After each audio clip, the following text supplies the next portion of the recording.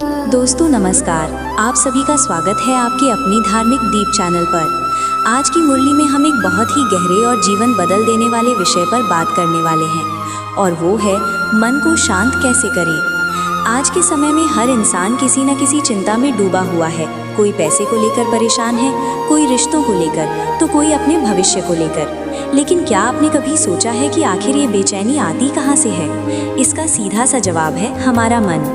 मुरली में कहा गया है कि मन ही बंधन है और मन ही मुक्ति है।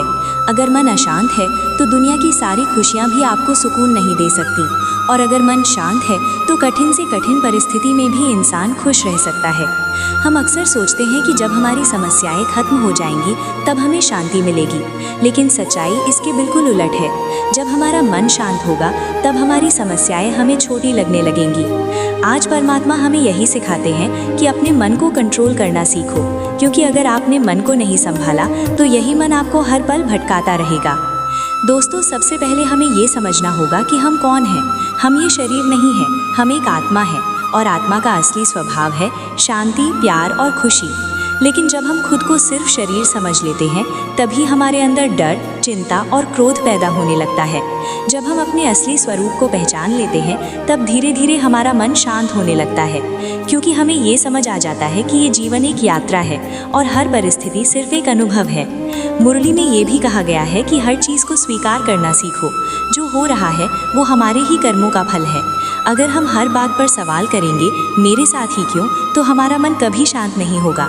लेकिन अगर हम ये सोचें कि जो हो रहा है उसमें भी कोई ना कोई सीख छिपी है, तो हमारा नज़रिया बदल जाएगा, और जहाँ नज़रिया बदलता है वहीं जीवन बदलने लगता है। अब सवाल आता है कि मन को शांत कैसे किया जाए। तो इसके लिए सबसे आसान और सबसे प्रभावशाली तरीका है ध्यान यानी मेडिटेशन। रोज़ सिर्फ 10 मिनट अपने आप के साथ बैठिए, अपनी सांसों पर ध्यान दीजिए और खुद से कहिए, मैं एक शांत आत्मा हूँ, मैं शक्तिशाली हूँ, मैं खुश हूँ। धीरे धीरे ये विचार आपके मन को स्थिर कर देंगे और आप खुद महसूस करेंगे कि आपका तनाव कम हो रहा है।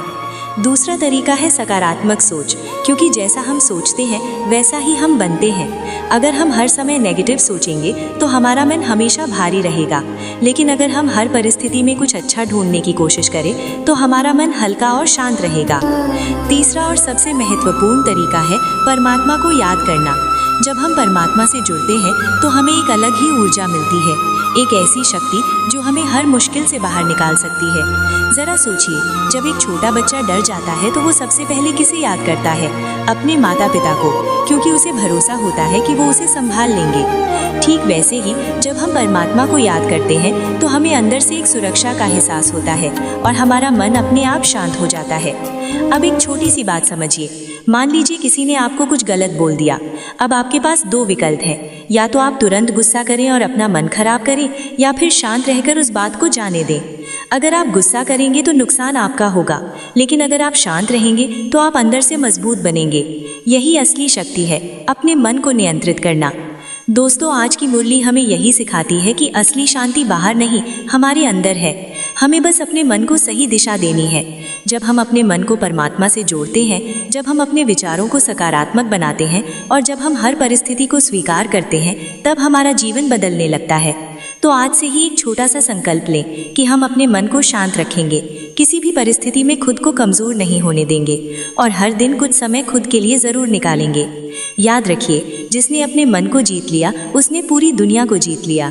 अगर आपको आज की मुरली अच्छी लगी हो तो वीडियो को लाइक करें, शेयर करें और चैनल को सब्सक्राइब करना बिल्कुल ना भूलें। धन्यवाद। ओम शांति।